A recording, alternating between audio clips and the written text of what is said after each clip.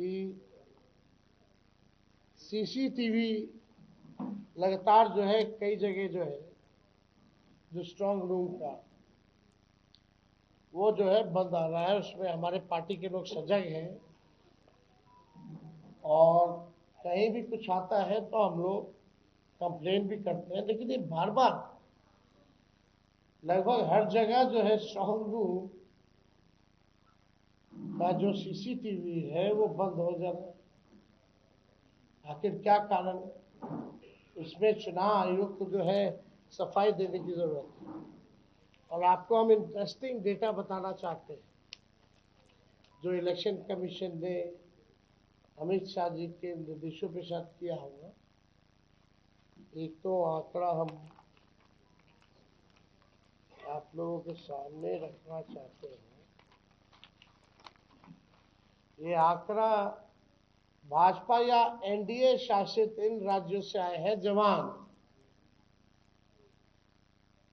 उत्तर प्रदेश से 40 कंपनियां, गुजरात से 27 कंपनियां, मध्य प्रदेश से 23 कंपनियां, असम से 15 कंपनियां, महाराष्ट्र से 25 कंपनियां, छत्तीसगढ़ से 15 कंपनियां, राजस्थान से 10 कंपनियां, मिजोरम और हरियाणा से 8-8 कंपनियां, नागालैंड से 15 कंपनियां, मेघालय से 7 कंपनियां, गोवा से 6 कंपनियां, त्रिपुरा से 5 कंपनियां और उत्तराखंड से 4 कंपनियां, यानी कुल 208 कंपनियां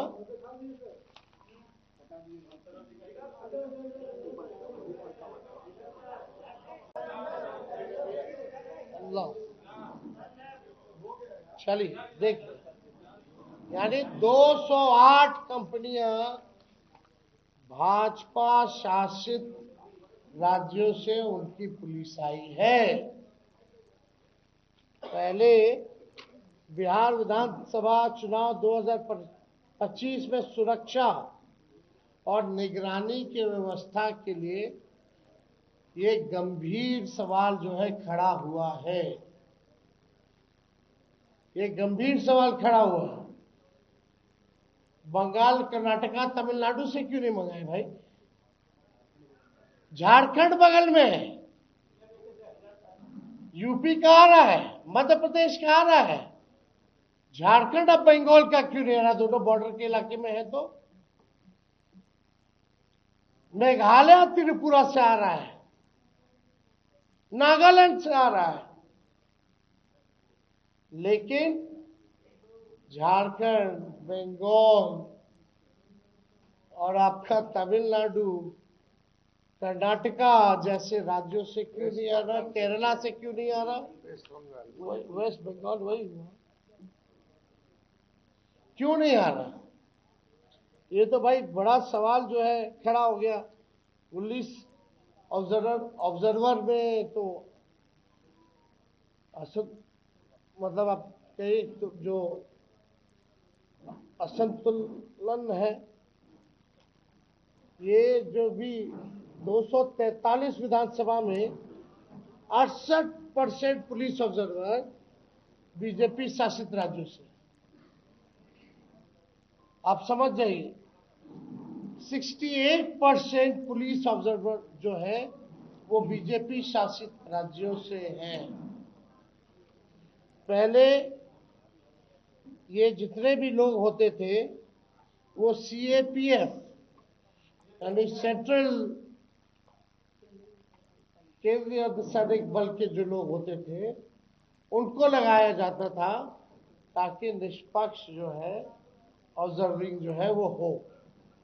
लेकिन इस बार 68% यानी हमने आपको आंकड़ा दिया 208 कंपनियां भाजपा शासित राज्यों में से। अब ये तो देख लीजिए, अमित शाह जी आए इसीलिए ना, डेरा काहे जमाए हुए हैं गृह मंत्री? देश में थोड़ी और कोई काम है? जहां चुनाव है वहां बेईमानी वाला काम है, पूरा धन बल छल कपट सब लगा रहे हैं। कोई चीज का कमी नहीं छोड़ रहे, लेकिन फिर भी ये अमित शाह बिहार को उपनिवेश बनाना चाहते हैं, बाहरी लोग कब्जा करना चाहते हैं, बिहारी होने नहीं देगा। इस बार करारा जवाब मिलेगा, जनता से मिल रहा है। ये लोग बौखलाहट में इस तरह का काम कर रहे हैं क्योंकि इनको पता है कि ये लोग जो है जाने वाले हैं। अब सवाल देखिए, मोदी शाह जी ने बिहार को जितना बदनाम किया, जो बात बिहार के बारे में बोल रहे हैं, क्या वो गुजरात के बारे में ऐसा बोल सकते हैं? गुजरात में क्या क्या बातें करेंगे, वो फैक्ट्री की बात करेंगे, उद्योग की बात करेंगे, और यहाँ अगर उनकी पूरी भाषा, पूरा वाक्य देखिएगा या शब्दों का चयन देखिएगा तो नेगेटिव, नकारात्मक। मतलब हम लोग भी चाह रहे थे कि भाई प्रधानमंत्री जी आ रहे हैं, इतना सभा किए हैं ऑफिशियली अनऑफिशियली, कम से कम एक रोड मैप, एक विजन तो बता दो प्रधानमंत्री जी कि आप अगला 5 साल बिहार को कैसे आगे बढ़ाइएगा। 11 साल तो बढ़ा नहीं पाए प्रधानमंत्री रहते हुए, 20 साल में बिहार आगे बढ़ा नहीं। अब जो है जुमलेबाजी और तरह तरह की गाने फाने जो है गा रहे, कोई मतलब नहीं है। प्रधानमंत्री आजकल लगता है कि भाई पता नहीं कौन सा वेब सीरीज देख रहे हैं भाई। इतना फुर्सत का समय प्रधानमंत्री के पास, कौन सा वेब सीरीज प्रधानमंत्री देख रहे हैं, समझ में नहीं आ रहा। तेजस्वी यहां कलम बांटता, नौकरी बांटा, आपको नजर नहीं आया प्रधानमंत्री जी? हाँ, प्रधानमंत्री जी ने जितना इनको सम्राट चौधरी, दिलीप जायसवाल, मंगल पांडे का भ्रष्टाचार और फर्जीवाड़ा नहीं दिखा, क्या सवाल प्रधानमंत्री जी इन लोगों से किया? नहीं करेंगे ना। सम्राट चौधरी ने क्या क्या किया है भाई, दिलीप जायसवाल जी का क्या क्या है, मंगल पांडे का क्या क्या है, अशोक चौधरी वगैरह छोड़िए, कितना ऐसा लिस्ट हम लोग गिनाएंगे। कोई सवाल तो नहीं करता इन लोगों से प्रधानमंत्री जी। और आपको तो बिहार के दुर्दांत अपराधियों के साथ मंच साझा किया। क्या प्रधानमंत्री की नजर उल्लास पांडे, मनोरमा देवी, आनंद मोहन, सुनील पांडे, राजवल्लभ, अनंत सिंह साधु महात्मा लगते हैं? ये प्रधानमंत्री को बताना चाहिए, क्या वो साधु महात्मा है? ये लोग मंच साझा कर रहे थे। और तो और छोड़िए, सृजन घोटाले वाले मुख्य आरोपी विपिन शर्मा का विशेष पास बनवा करके उन्होंने एयरपोर्ट पर बुला करके पीठ ठोका है। आप समझ जाओ, वाह रे वाह प्रधानमंत्री जी, कथनी और करनी में कितना अंतर है। थोड़ा सा भी तो लज्जा आना चाहिए कि बोल क्या रहे हैं, कर क्या रहे हैं। थोड़ा सा अपना पुराना भाषण ही बिहार का पढ़ लीजिए, आपको तो बिहार आने में शर्म आना चाहिए था। फिर भी आपने जो है कोई मर्यादा नहीं रखी। सृजन घोटाले वाले विपिन शर्मा को बुला के पीठ ठोक रहे हो भाई, जो मुख्य आरोपी है, विशेष पास बनवा कर। अनंत सिंह, उल्लास पांडे, राजवल्लभ, मनोरमा देवी, आनंद मोहन, सुनील पांडे बड़े अच्छे लोग हैं। ये लोग तो कुछ चलाते नहीं है, मिलता नहीं है ना। ये लोग तो भोलेनाथ पे दूध चढ़ाते हैं, है ना। वही है, भाजपा में जाओगे तो पाप धुल जाएगा। गंगा जी में नहाइएगा, गारंटी नहीं है कि भैया पाप धुले कि ना धुले, लेकिन आस्था हम लोगों की है गंगा जी के प्रति। लेकिन ऐसे ऐसे लोगों की आस्था गंगा जी से ज्यादा मोदी जी और अमित शाह में है। कुछ करेंगे, पाप धुलने की गारंटी जरूर है। यही हो रहा है। अब हम क्या क्या हम बोले, अब तो हमको तो बोलना भी ठीक नहीं लगता। अब बताइए, 30,000 करोड़ रुपया चुनाव में रिश्वत दी, 10-10 हजार रुपया, टोटल कितना? 30,000 करोड़। चुनाव एक मॉल, चुनाव के दिन भी खाते में आना पैसा 10,000। ये रिश्वत नहीं है तो और क्या है भाई? फिर भी जनता इनको करारा जवाब दे रही है। क्या इन लोगों ने नहीं किया इस पूरे चुनाव में? दिल्ली में 1 साल हो गया, दिल्ली में क्या क्या वादा इन लोगों ने किया था? महिलाओं का पैसा नहीं दिया अब तक। अमित शाह ने कहा कि भाई, यूपी चुनाव में उन्होंने कहा था कि भाई दिवाली और होली पर सिलेंडर जो है मुफ्त में दिया जाएगा। जरा जाके यूपी वालों से पूछो बगल में कि सिलेंडर मुफ्त में मिला कि नहीं मिला। और इन लोगों ने रिश्वत जो दी है तो कर्जा है, वो तो ये लोग इंटरेस्ट के साथ लेंगे।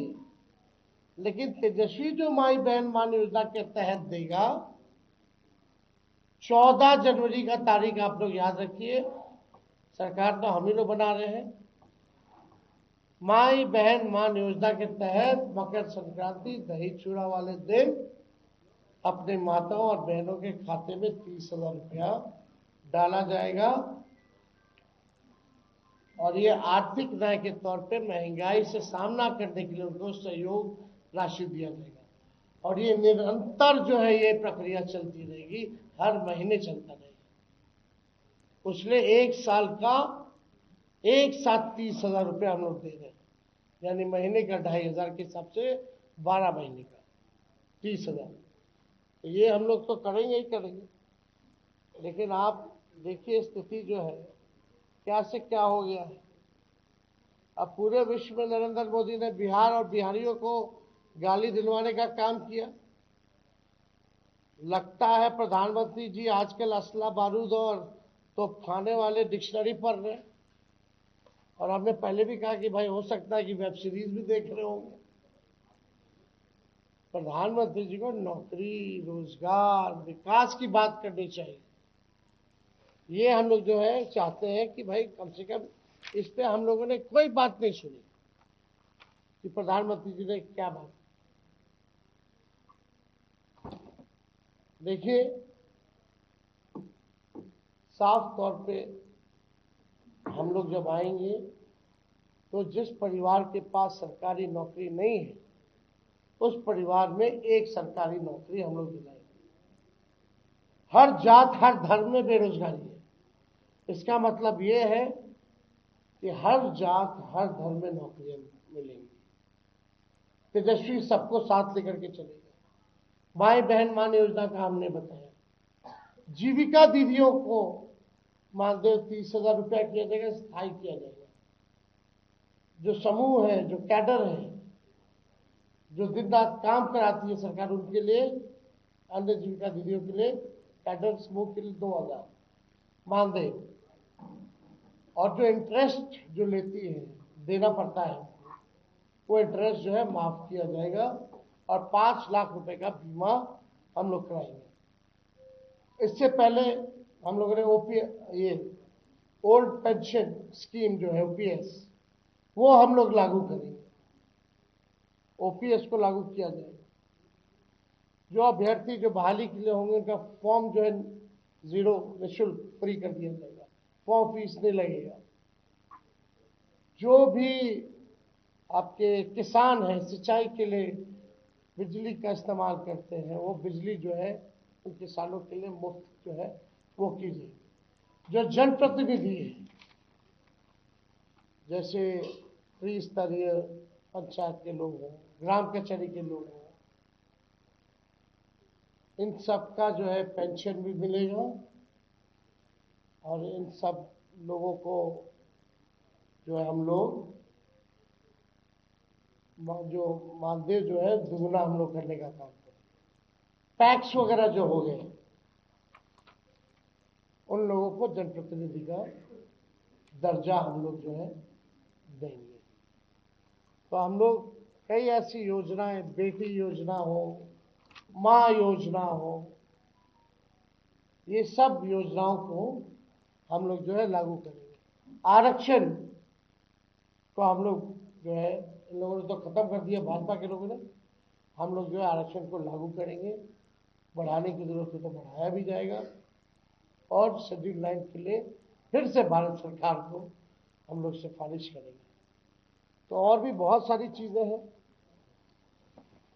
अब आप लोगों को बता दें कि भाई लॉ एंड ऑर्डर के मामले में तेजस्वी कोई कॉम्प्रोमाइज जो है नहीं करेगी, चाहे कोई अपना हो या पराया हो।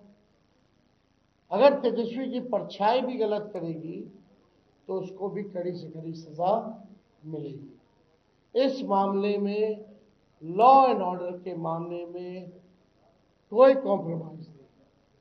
आप सब लोग मेरे स्वभाव को जानते हैं, ऐसा कॉम्प्रोमाइज हम लोग जो है एकदम नहीं करेंगे। क्राइम हो, करप्शन हो, कम्युनलिज्म हो, इन तीनों से तेजस्वी जो है कॉम्प्रोमाइज नहीं करेगा। और आप सब लोगों को बता दें, 14 को रिजल्ट आएगा और 18 नवंबर को हम लोग जो है शपथ लेंगे। 26 नवंबर और 26 जनवरी यानी रिपब्लिक डे के दिन के बीच में खरवास भी आता है। इस खरवास में जितने अपराधी हैं उन सबको तेजस्वी सलाखों के पीछे चुन चुन करके भेजने का काम करेगा। 1-2 महीने के अंदर इस खरवास में 26 नवंबर से 26 जनवरी के बीच कोई अपराधी बिहार में नहीं बचने वाला है। 2 महीने के भीतर खरवास में जेल के अंदर जाने वाले हैं। तो आप